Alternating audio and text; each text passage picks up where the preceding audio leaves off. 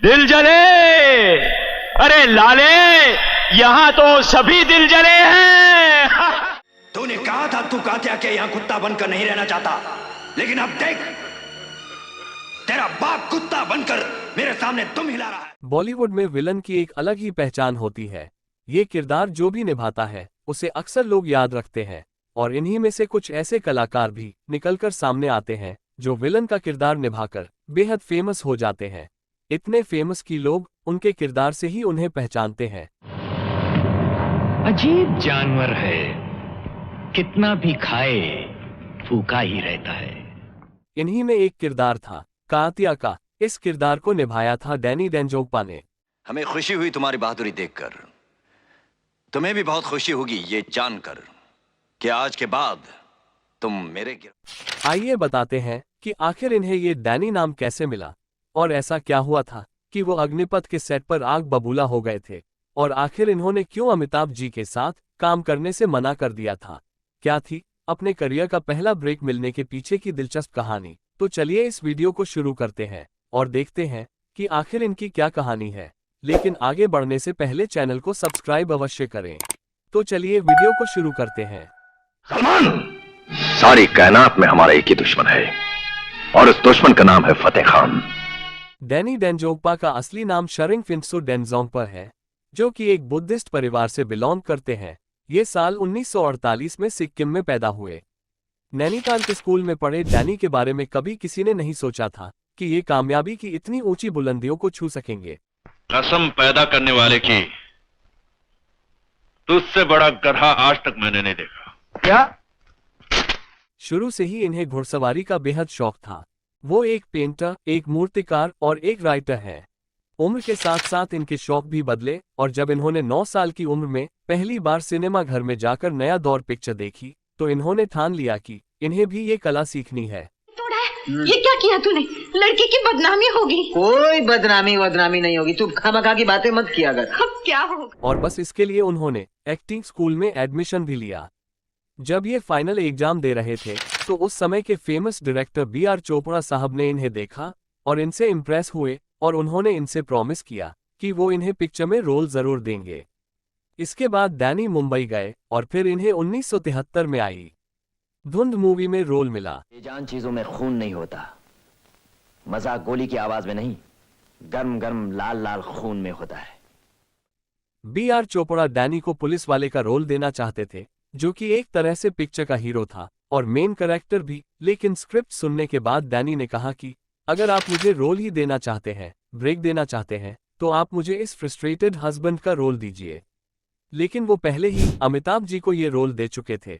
लेकिन फिर कुछ समय बाद ही आनंद फिल्म आई, जिसमें अमिताभ जी का रोल बेहद अलग था। आनंद, ए बाबूशाह, कब आए?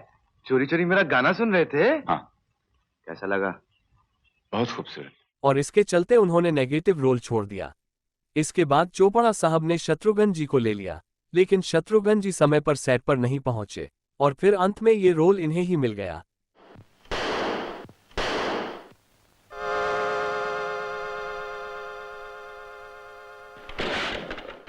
ये पिक्चर अच्छी चली और इसमें इनकी एक्टिंग की बेहद तारीफ हुई, और ये बॉलीवुड में आ गए। इनका नाम बदलने के पीछे भी एक बेहद इंटरेस्टिंग कहानी है। डैनी डेंजोंगपा का नाम पहले शरिंग फिन्सो डेंजोंगपा था, लेकिन इनकी उस समय की क्लासमेट जया भादुड़ी के कहने पर इन्होंने अपना नाम एक सिंपल नाम डैनी में तब्दील कर दिया।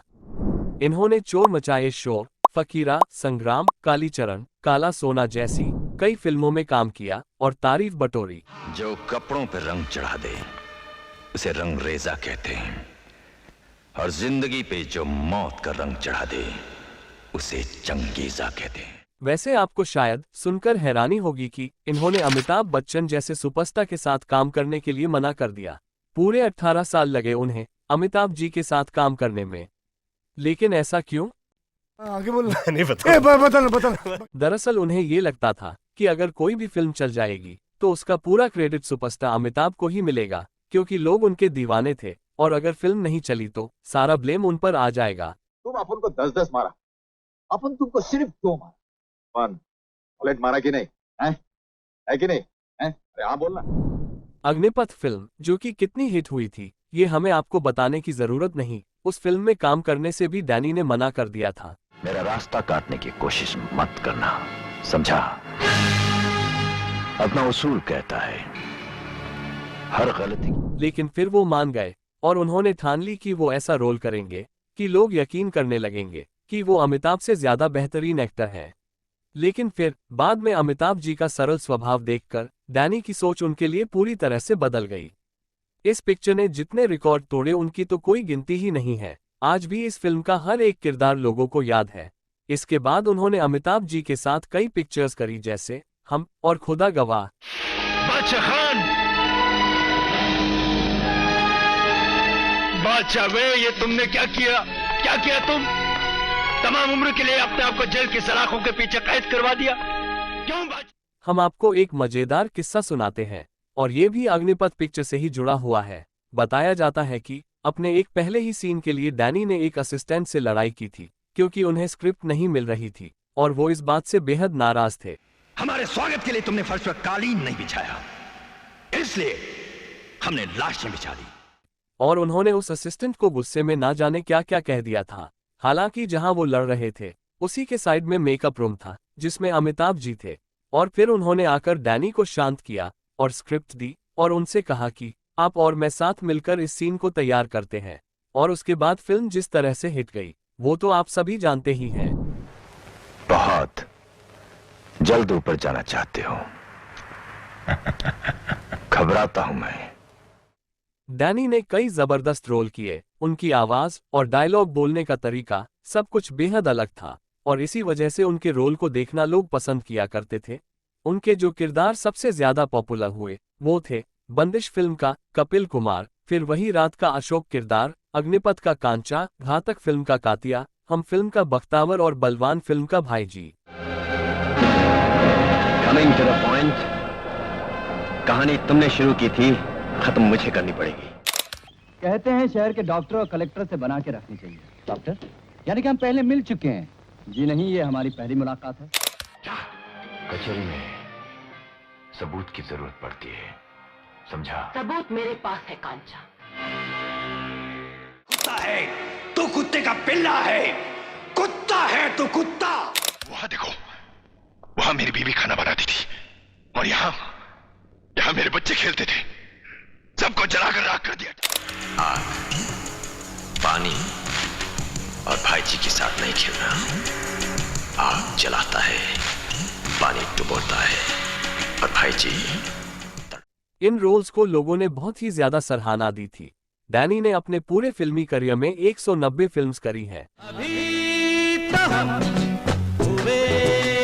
सुन कसम से लागो तेरे कदम से, तू चलिया मेरी महबूबा। कौन हो मेरे सूरज चंदा तारे, लाली है सवेरे कहो कहाँ चले हमसे तुम मिले। उन्होंने एक राइटर के रूप में भी हाथ आजमाया था और उसमें भी उन्हें तारीफ ही मिली। इसके अलावा वो एक सिंगर भी है। उन्होंने कई दिग्गजों के साथ गाने गाए। किशोर कुमार, लता मंगेशकर, मोहम्मद रफ़ी, आशा भोसले इनमें शामिल हैं। सुनो सुनो कसम से, मुझे दोस्तों तुम गले लगा लो, बोतल खाली तो होने दो जैसे कई गाने इन्होंने गाए हैं।